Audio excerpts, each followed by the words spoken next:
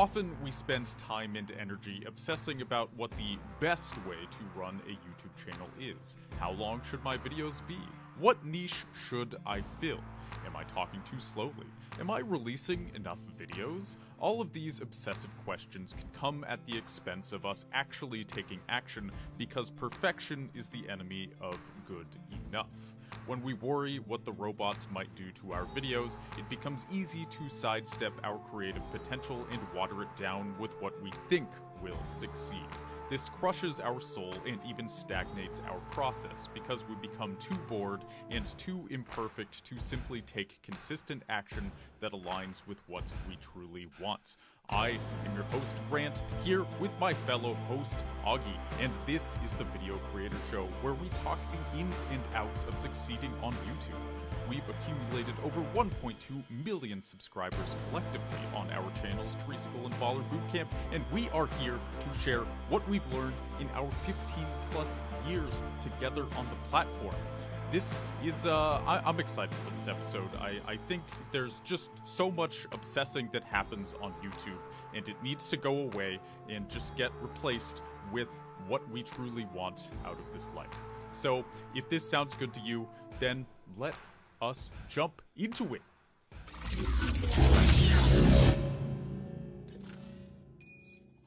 And there we are. Hello, everybody. This is, like I said, I'm stoked for this episode. I think it's really important.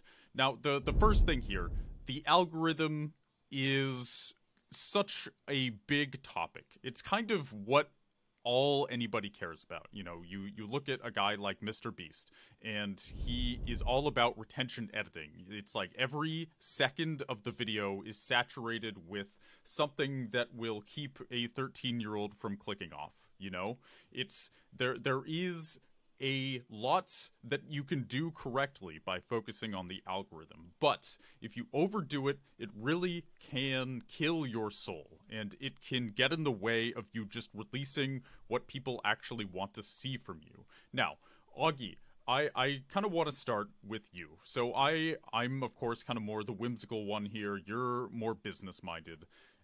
With your channel, Baller Bootcamp, like you were giving essentially basketball tutorials, and these were the kinds of things where you could kind of batch record, and you didn't really have to overthink anything. You could just kind of do it. Now,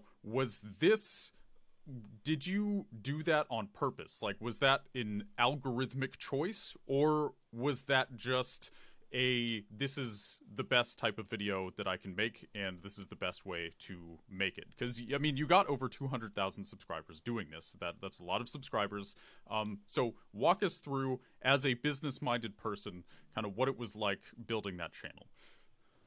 Yeah, and, you know, with that channel, this was a while ago, and actually, speaking of the algorithm was different back then. Wasn't completely 100% tailored around the watch time and all that. But yes, I did keep the algorithm in mind, although at this point in my journey, I know so much more about it. At that time, I was kind of more just kind of running, gunning, and getting the videos up and not scripting and not worrying about the hook and all that kind of stuff. So I wasn't so, worried about the algorithm.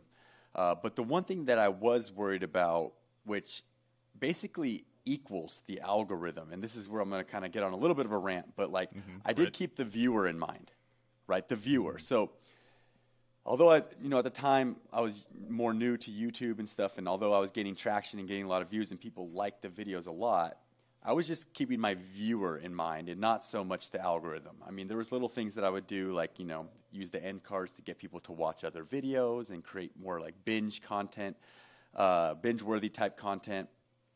And, at that time, the amount of views that you got in the first day actually helped you with the algorithm a lot. View velocity was kind of the buzzword back then, and I cared about that. So that was something that I definitely did, which is not as important nowadays. But although my channel was very business-minded, I mean, from the very first video I released on there, I, at the very end of the video, had a call to action to go get a free workout, enter your email, join my email list, where I then could, build more of a relationship with you, send you more content, definitely, and try to help you, and then also market products.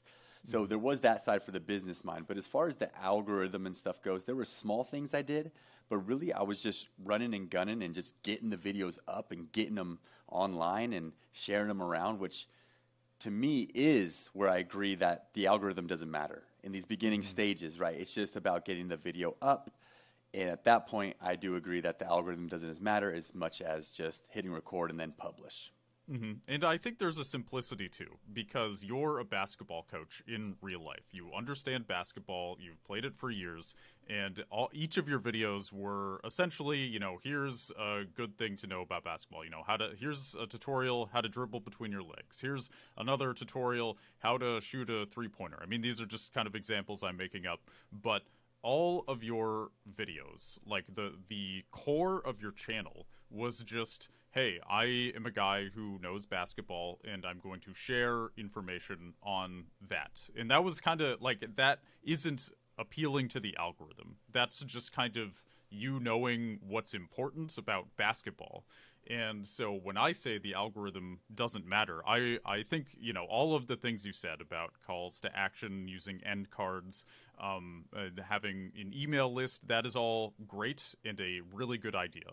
But I think where people get hung up is maybe they try to do too much at once. You know, just release the videos, get them up, as you said, and that is what truly matters. So for me, with my channel Treesicle, the initial rise to success really just came with making the best videos I could. And, you know, that was back in 2014, and I think the algorithm was different back then, but I really just wanted to entertain people. I wrote a script about Samus from Metroid, kind of being the bridge between all forms of consciousness in the universe, and that's just a kind of interesting idea that, and I put a lot into the editing, lots of jokes, and I thought it was just funny and fun, and I released that and then just kind of kept doing that for different video game characters.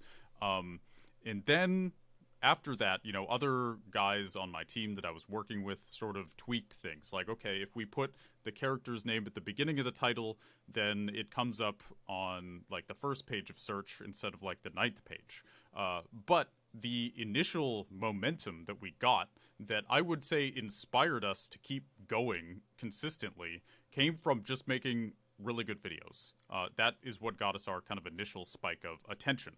So it's, yeah, all the algorithm hacking, whatever you want to call it, that was done with Treesicle, like, it clearly helped, but it was, like, the core always is making the best videos you can make, and I think people forget that a lot. And I guess now I want to ask you, Augie, like, obviously I'm kind of a creative guy. I value kind of novelty. What are some problems with my philosophy? I want you to tear me apart right now. Show me a straw man of what I'm saying. Like, what is wrong with just wanting to make good videos? What will happen, and why will I die in a ditch? Okay, wow, this is gonna hurt. No, but gotta take my jacket off. Yeah, I think like all the stuff you said is all fine and dandy, but the truth is that if you're just making videos, good videos, like that's what you're kind of preaching right now. It's forget the algorithm, just make really good videos. There's such a bias to that, to where you're just making good videos to you, right? Like everyone's own videos are the best videos in the world to them. Mm-hmm. You know, it's kind of like a musician who, you know, they make music and they think their music is incredible. Not everybody's really into that. So when I say, you know, we need to do it for the viewer and not the algorithm, it's kind of it's the same thing. Like, forget what you think is good. What do you think your viewer thinks is good? Because the algorithm and the viewer, like I said, they're the same. The algorithm is built around the viewer, right? And so, you know, step one shouldn't be just, oh, I think this is a great idea. It'd be funny to make a video about this. You have to say, okay, would this be funny to my ideal viewer, right? And it could be, and there's a lot of different subsets of viewers, right? So, for example, let's say you have I always use a skateboarding example. Let me go a little bit more broad there. Let's say you have a landscaping YouTube channel. So your ideal viewer could be a business owner that has a landscaping company. But another ideal viewer could be some dad who likes to really keep his lawn care up to, his lawn looking beautiful year round. So there you go. There's two different viewers. And so it's your job to choose one viewer, make one video specifically for that viewer, and then also test for the other viewer. And then you'll, in time, kind of figure out what your niche is, where what type of content you want to go with. But those videos that you're creating, they might not be interesting to you. Maybe what you think, would be the most interesting would be to go around or to go into your garage and sit in front of it and get out a whiteboard and talk about all the latest products and all their features and do some reviews on lawn care stuff. But if your viewers aren't really into that, then you're going to make a mistake, even though that's what you feel like you should be creating. So there's that. There's the whole, you can't just make good videos. You got to think about the viewer that is going to be watching your videos, or the one that you want to watch your video. I want to remind you that today's episode is brought to you by vidchops.com, which is a flat rate video editing service that allows you to take the burden of editing totally off your hands so that you can focus on more important things in your business. So go ahead, check out vidchops.com if you want to add an expert video editor to your team in just a few clicks. That's vidchops.com. And now back to today's episode. And do you think there's a difference between appealing to a viewer and appealing to the algorithm? Because, in my opinion, it seems easier to appeal to a person than the algorithm. And obviously, SEO, sure, get the right keywords, whatever. But when it comes to, making a video and how long should it be? If you have a 5-minute video that you're happy with and you're like, well, the ideal time for a video is 10 minutes, so maybe I should add some fluff in. What is the difference between appealing to a viewer and appealing to the algorithm? So I guess I want to know your opinion on that. First, my opinion is a human, as a fellow human, I have my own opinions on what I think is good, and I have an idea of, once you get some attention, I think you'll get some idea of who is watching your videos and kind of why they're watching it. And you can kind of appeal to that every time and maybe refine it a little bit. So for instance, with Treesicle, I figured people who watched The Story You Never Knew, which was our kind of main series about the, Samus from Metroid and the other characters I described, they were there for kind of video games and existential philosophy. And I kind of figured as long as I covered that, then they would be happy. As long as I had funny little shoops and jokes and, Master Chief photoshopped as a lumberjack, then that would be funny and people would like that. And I could just do more of that. I wasn't trying to, I don't know, I wasn't trying to cover games that I thought people wanted to see. I was just doing well, I like this, so I'm going to do more of it. And there was a simplicity to that. Is appealing to a viewer more complicated than that? It's how do you differentiate between what you want and what you think people want, and collecting data and trying to appeal to viewers more methodically? Does that make sense? It's kind of a long question, but yeah, I think so. I think the algorithm and the viewer, like I keep saying, are the same. But I know what you mean, because you're saying that the algorithm would prefer a 10-minute video on whatever you're making compared to a 5-minute video, as long as it's keeping people's attention, or even not. Honestly, I mean, that 10-minute video normally does better. And I think you do have to draw a line. Because, like we said at the beginning, the most important thing is that the videos are getting up and that they're getting published. And if you're only going to appeal to the algorithm and you are doing it hardcore 100%, then you essentially are Mr. Beast. Now, 99.99999% of video creators cannot do what Mr. Beast does, right? There's the whole budget, there's the whole obsession, there's just the whole, the guy's talented, right? And he understands everything, and he can look at a video and instantly be like, that should have been cut out, that should have been this, that should have been that. I mean, you talk about tear someone down. I mean, he could probably really go deep into what would make a video better for the algorithm. And so as far as making, the video for yourself or for what your viewer wants, there's a balance. So, you should understand your viewer, and if what your viewer wants is a video that you do not want to make, but like this is good for the algorithm, the viewer, everything, then don't do it. It's your YouTube channel. It's all about getting it up and published.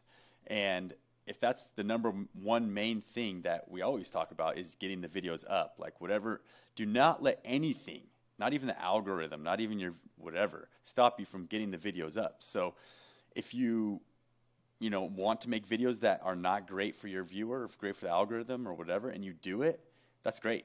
You're only building your video creating muscles. Your muscles are getting stronger, but unfortunately, I do have to break it to you.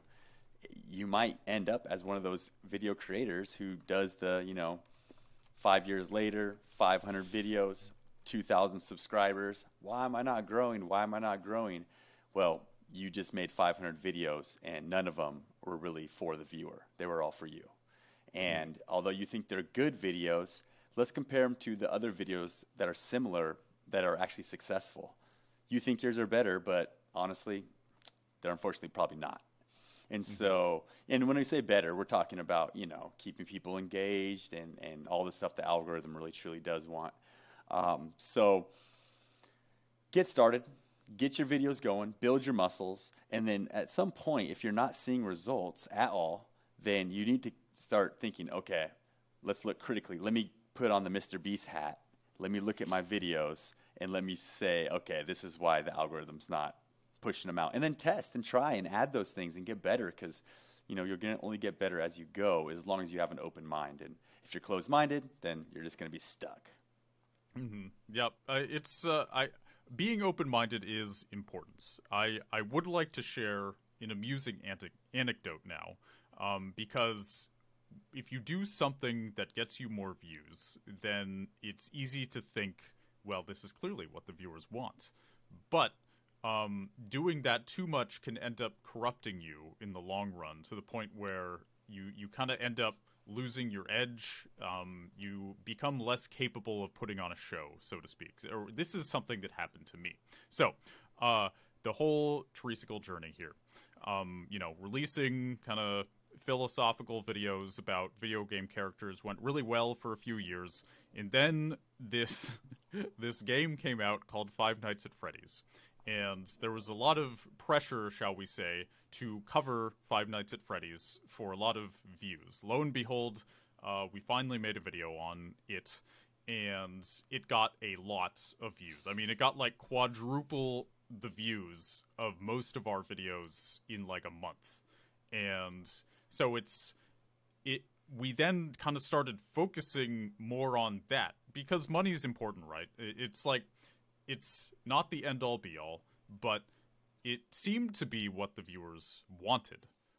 But what ended up happening was we attracted a different audience, and sort of ended up, this is a dramatic word, but betraying our old audience, our original audience, who was there for kind of our more authentic expression. But was Five Nights at Freddy's what the viewer wanted, That's the question. And kind of as time went on, and we made more of those videos, and it kind of, the people who were there for our initial videos kind of got sick of the FNAF stuff. We kind of ended up in this feedback loop of having to do more Five Nights at Freddy's. It's like doing a drug almost, If you cover something that you don't truly want to do, but it is, and I don't know, I liked Five Nights at Freddy's. It became too much. It's like, I like having a glass of wine with dinner. But if you're drinking a bottle of wine a day, it's too much. You need to tone it down. And I was drinking a bottle of wine a day, so to speak. And so that ended up kind of corrupting my inspiration, and I forgot why I was doing YouTube. I kind of ended up covering this game that I liked. Like, it was fun at first. It just became such a cornerstone of the channel that I got sick of it. Which wouldn't have happened if I just kind of kept doing what I was doing. So this is the danger of appealing to the algorithm and appealing to the viewer. And then, kind of 7 years after starting Treesicle, I essentially had to take a step back from it, and now I barely post to it. And, I'm still kind of releasing videos on it, but it's, every time I try to kind of start back up, I don't know, there's just a lot of baggage that I've accumulated, I think. And that's sort of what happens if you appeal to the algorithm too much. That's my anecdote, Augie. Yeah. Let me say something. So imagine a world where you just continued making Five Nights at Freddy's videos. That's right? Yeah. Okay. Yeah. You got it. Yeah. And you didn't give up on that. And at this point, you're at about 10 million subscribers. You're making about, I don't know, say a couple $100,000 a year in your bank. Would it be worth it? Would it be worth it to you? Because that's the side that I'm on, is like, if you guys saw some success with the Five Nights at Freddy's and you started to double down, and you started to get growth off it, what I would be doing if I were you, I would be saying, how else can we do this again? Right. That video game's you're only gonna get so many videos out of it. You can't just dedicate your whole channel to it, or could you? Right? Like, if you're really blowing up through that, going after that. But really, where my head would be at is, I would be like, what's the other game? Let's hop on the next one that's going to be just like this, and then let's hop on another one right after that. Because for me, it's like, the business side is, it's to make the money. It's to, it's for the lifestyle, man. It's all about the dream life, that, health, wealth, happiness, love. Like, those are the 4 things that I am looking for in life. And owning my own time is a big one for me as well. So, as long as it didn't destroy you owning your own time and your health, and it was helping your wealth, then I'm saying, I'd go all for that. But right. That's taking the total creative juices and the love of the game totally out of the picture. And so I'm glad you said all that, because if I was making hundreds of thousands of dollars, then, well, that's pretty cool. I wasn't making nearly that much, but I could have. So here's the thing about appealing to a viewer, is some of this is just sort of being business savvy enough to make the right choices. So here's my mistake that I think some people could listen to this and apply it to their channels somehow. So what I should have done with Five Nights at Freddy's, what we should have done as the Treesicle team, is we should have made one video on Treesicle about Five Nights at Freddy's, and it would have exploded and gotten the millions of views that it got. And with that video, we should have pitched a new channel. It could have just been FNAFsicle, and that channel is dedicated to Five Nights at Freddy's. We just splooge out videos about Freddy Fazbear and the top 10 facts about Springtrap, and that's what that channel is. And Treesicle stays what it is. And then, as far as appealing to the viewer, the initial Treesicle viewers would not have been disturbed by one FNAF video. We could have kept releasing videos on Treesicle, kind of in the old style of things, or the original style of things. And then on FNAFsicle, we're just making whatever. It's top 10 facts about the cupcake. It's whatever. It's FNAF. That's just balls to the wall, make that money, and cover this game that is interesting, but it was a mistake to usurp our original audience with it. There was just too much of a consequence. So if you find something that works, that's kind of the lesson in here. If you find something that clearly is getting a ton of views, but you feel like it's somehow kind of getting in the way of what you originally built the channel on, make a separate channel and just make a ton of that. And you can hire out a lot of the work. You know, at least with Five Nights at Freddy's, that channel would have generated enough revenue to where, you know, we could have hired editors and we could have hired out a lot of work, and it could have just been a savvy business move. And it could have been fun too. Instead of it would have been separate from Treesicle. It wouldn't have kind of replaced it. And that would have been really, really huge. So I think, like, appealing to the algorithm, sometimes it's just a matter of, like, where are you releasing these videos? You know, is it on your original channel, or are you branching off into a different channel? And that, like, making that simple choice can make a huge difference in not just your success, but also your sanity. So yeah, it's about being business savvy. Hindsight's 20/20. I'm a happy guy. It's just you know, I've learned a lot over the years. Yeah, and I think too that, you know, kind of what you're describing could also, like, it can hurt your channel. Like, if you're making videos all about topic A and you've got some growth, okay? If we've already have to have some growth for this instance to be applicable, but let's say you got 50,000 subscribers, okay? And then all of a sudden you release a video about topic B and it does well, it gets a lot of views, and you go, okay, I'm going to go all in on topic B, but it's kind of different, and it really is different, then it doesn't necessarily mean that you're going to grow, because now all of a sudden the algorithm is going to see, oh, look, his subscribers aren't even clicking on his videos, you know, anymore. Or, you know, you don't want to alienate, if you already have an audience, you don't want to alienate that audience. You have to continue to deliver for them.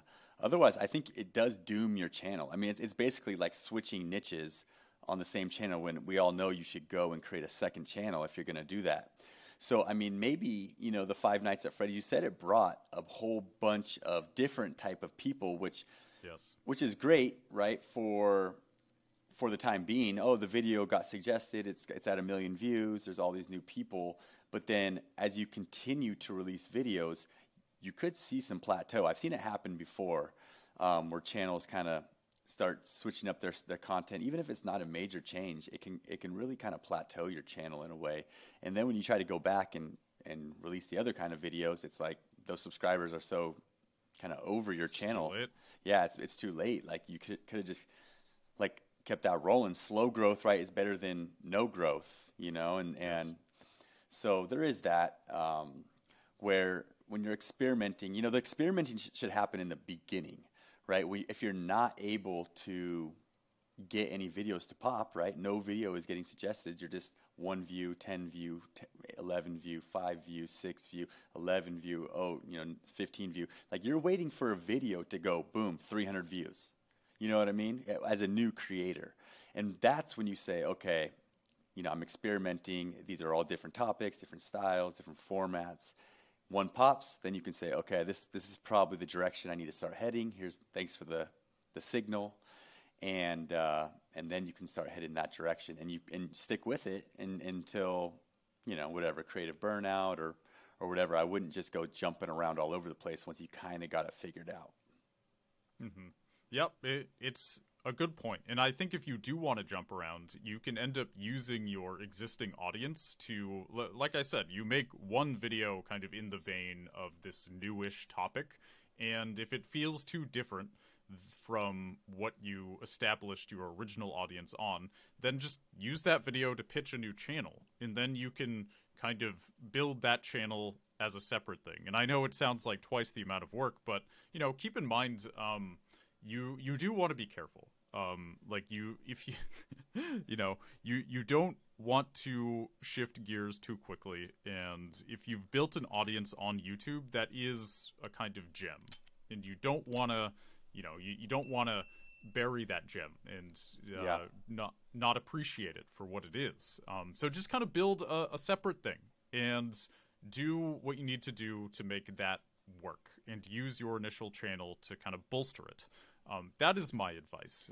We're kind of talking in generalities here, but I think the Five Nights at Freddy's example does give the generality some form. Yeah, and I have another example too with Baller Boot Camp. So these are all like, basketball training videos. And once I was able to kind of go full time, it's when I moved back to the US. I was doing all these videos and stuff. I was releasing them in Europe when I was living in, I've kind of, I was done living in Europe. I lived there for about 7 years, and I had more time to create videos. And so I was like, okay, here we go. I'm going to start vlogging, right? And I would create some really cool, what I thought were cool, basketball vlogs where, I was in the gym, I was vlogging my day, I was training players, I was recording them, I was putting together these little montages and clips, and I thought they were good videos. But those things did terrible on my channel. And no one wanted to watch them and it's because of the format. They were there to see how to dribble through the legs, how to jump higher. They wanted the content or the straight info, right? Not, not the day in the life of Augie. They didn't really care about the day in the life. They just wanted the info. And so, that's just an example of kind of switching the content style and not seeing results. Mm-hmm. And did you ever think about putting those videos on a separate channel that you put a bunch of time into? Like, do you ever regret, like, not putting more effort into those vlog types of videos? Maybe. Yeah. I mean, looking back on it now, at this point, I know that I should have started a second channel and I could have just promoted it through the other one. And then, like, the true fans that were interested, that would come over. So let's say I had 100,000 subscribers at the time, and I start promoting it over. I probably could have built the channel pretty quickly to 1,000, maybe 2,000 subscribers just by cross promoting. And those would be the people that would, maybe watch every single one of these videos. When, I have 100,000 subscribers, 90,000 of them are interested in, the tutorials. So when I post a vlog, they're not clicking on that, and that's not good for the algorithm, right? When they give those impressions to your subscribers and none of them are clicking on it, then that tells YouTube that's not a great video. So that probably was a mistake looking back on it. Mm-hmm. Yeah, I think part of this, it's always hard to know what to do next. Like you get inspiration for, well, I could do this. It might get me more views, or maybe this sounds more fun. And if we had an infinite amount of time in the day, it would be easy to just kind of do it all and not have to worry about it. But, there's practicalities here. It's like, okay, well, you found this thing that works, the kind of basketball tutorial style of video.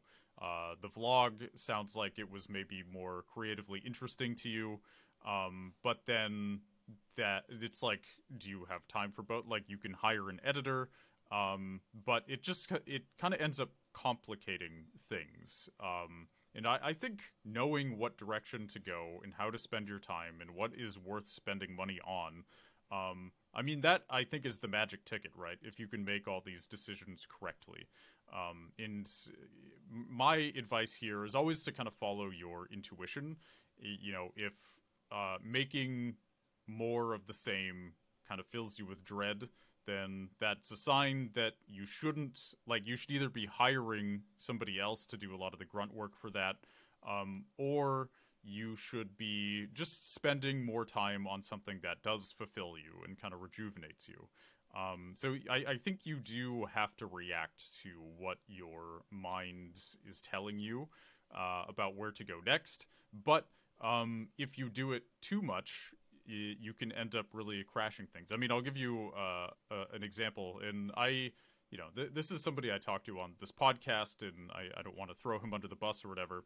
But basically, his channel, he got big kind of doing tricks and backflips and kind of these lighthearted, simple videos.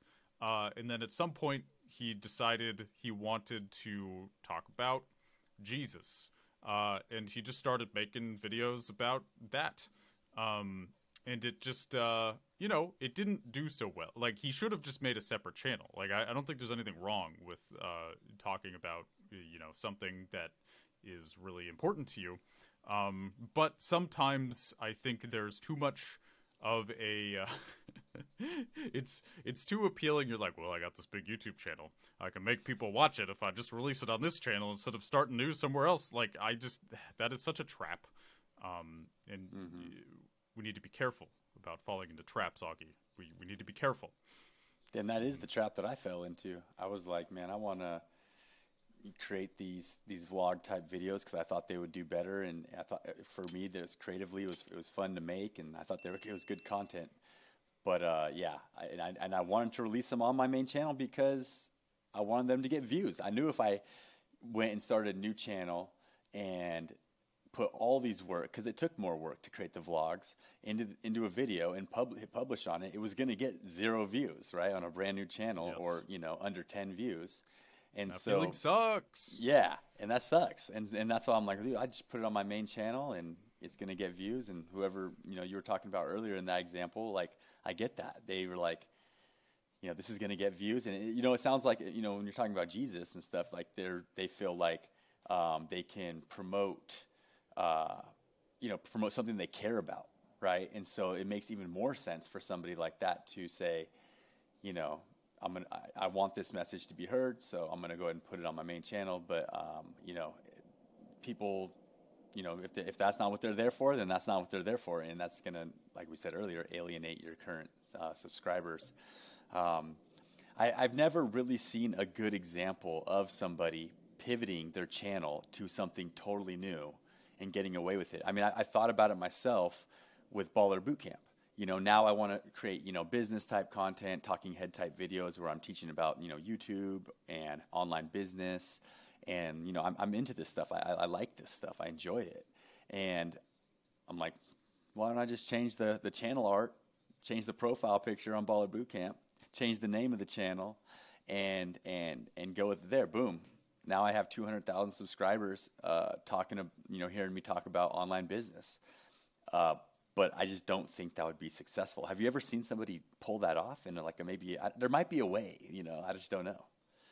I think all you can really do, like, you can't do a 180 like that. It just won't work because your existing audience isn't going to watch the new content. I mean, a few of them will, but they signed up for basketball and they're not there for business. So what YouTube is going to see is a bunch of dead subscribers. You release this new style of video about business and the basketball people don't click it, and 95% of them are basketball people, and the overlap just isn't going to be big enough for YouTube to see this new style of video and think, wow, these subscribers really like this. Like, YouTube is just going to see unengaged subscribers, and it won't work. Like, you're better off just making a new channel and being patient, essentially.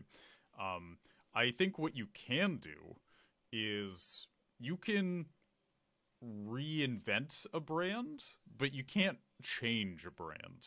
So what I mean by that is, this is actually a client I'm kind of helping right now. I don't know how I want to talk about this without giving too much away. But basically, the style of content that got this person large to over 200,000 subscribers was very opinionated, kind of off the cuff, low production value content. It was about a strong personality giving opinions and kind of advice. Kind of usually in the vein of nutrition, basically. Now they are trying to pivot to getting away from being opinionated and more towards almost like a news anchor style of video of kind of scripted content. Here's the facts with some opinion sprinkled in. And it's I think that is a more valid strategy where you're kind of taking what exists and tweaking it instead of just doing a complete 180. They're essentially reinventing this brand, kind of putting more polish on it, adding some more kind of facts and research and form to the videos and fancier editing. I'm kind of putting my editing skills behind these videos, and that is, I think, in the long run does have potential. But even now in kind of the short run, it's kind of more work to make these new videos, and the audience likes them. But again, it's there's always going to be some growing pains when you're reinventing things, unless you just really nail it creatively. It's almost you can't really give a formula for how to do it. Like, I can give you some basic facts of, like, it needs to be similar to what you're already doing, but different enough to be, like, interesting to perhaps a wider audience. But, like, beyond that, you kind of just have to have good taste, and not be boring. Or too different. Like, man, this is the world of subjectivity. This is the, it's not a math equation. And that makes it I think that makes it fun, but it also makes it hard to talk about in abstract kind of general terms. Yeah, no, I agree. Kind of what it sounds like there that you described is almost like changing your format, right? It sounds like you're kind of sticking with the same niche, right? Same overall, right? Maybe if you broaden the niche a little bit, same niche, but you're just kind of changing the format and how you deliver the information. And I think that's always a great move, at least to experiment with. I think, if you're recording just straight in the office talking head videos, you might want to try interviews. And if you're just giving out information in front of the camera, then go try to interview somebody and get information out of them. That's kind of the same thing, and I think that's totally fine. But just different format. And I really like that. I think that keeps the channel interesting. And, so many channels just get so dry after years. It's like at some point you need to, I don't know, just evolve. You don't have to reinvent everything, but you just got to evolve. And you got to continue to try to make better videos. Year one should not be as good as year two. And year 3 should be better than year 2. And year 4 should be better than year 3. And as long as you keep doing that, I think there's really no way to lose on YouTube, depending on what your goals are. I mean, if your goals are to just, make money for your business, then, you should be able to do that by year 4, as long as you continue to get better. And look at the numbers. I do feel like once you're up and running, once you're able to hit record, once it's easy for you to make videos, then you do need to start looking into the algorithm, man. You got to start trying to figure out how to just get people watching more. That's it. You don't need to go too much deeper into it, but I do know that if you're able to remove some repetitive things that you say, or remove a part that normally people drop off on your videos, and make a small improvement there that helps your watch time overall, then those are the steps that you do need to take. Yes, the algorithm does not matter if you're not able to, just pump out the videos. But once you are, you need to continue to get better at this game, because this game is YouTube, and it's not just publish a video online. If that's what it was, if the game was publish a video online, then I would not care about the viewer or the algorithm. I would care about you getting it online even more. But there is this thing called YouTube. This is where we're publishing them, and you got to keep it in mind. Mm-hmm. Yep. It's all part of the game, and I think at a certain point you have to kind of balance intuition with, like, intellectual business moves. You have to somehow stay true to yourself while learning to play the game, and I think it's important to be honest about how difficult that can be sometimes. There's a million different directions you can go at any given time, and ultimately it's about balance. And I think if you're someone like me, I'm gonna have a podcast where I title it "Why the Algorithm Doesn't Matter," and then if you're kind of someone like Augie, you're not gonna do that, but that's kind of part of your destiny, and it's, if you deviate too far from who you are, but if you are stupid and aren't willing to play the game at all, then it's not going to work. You kind of need to have your head in multiple places at once, and you have to know who you are, and stick to your values while playing the game. That is kind of the abstract bird's eye view of why the algorithm, in my opinion, is less important than who you are and what you want. Absolutely. I totally agree with all that. Mm-hmm. Yeah. So I guess, do you have any kind of closing thoughts here, Augie? I feel relieved having talked about this. I feel like I've taken a breath of fresh air. I've expressed my angst, and that's, man, that feels nice. Yeah, I do enjoy diving deep into just little one-off topics like we did today. And I think, from summarizing everything and just kind of things that have been floating through my mind throughout this conversation is the word balance. And if you are more like, I got to make this work, this is for my livelihood, kind of in my shoes, then your balance is a little bit over to that side, right? But you can't go all in on that side. You have to have a little bit over to the other side a little bit. And in your shoes, you can't just be completely like, I'm making videos that I enjoy, right? Your balance is like, that's the side you're kind of more towards on, but you can lean a little bit to the other way so that you get the growth that you're looking for. And if you kind of just are able to, like we said, be open-minded and find that balance, then you will win on YouTube. Mm-hmm. Yep. I couldn't have said it better myself. There you have it, everybody. The algorithm doesn't matter. Don't worry about it. It's stupid. So just forget about it and be your beautiful butterfly self. I'll see you in the next one, everybody. Bye, everyone.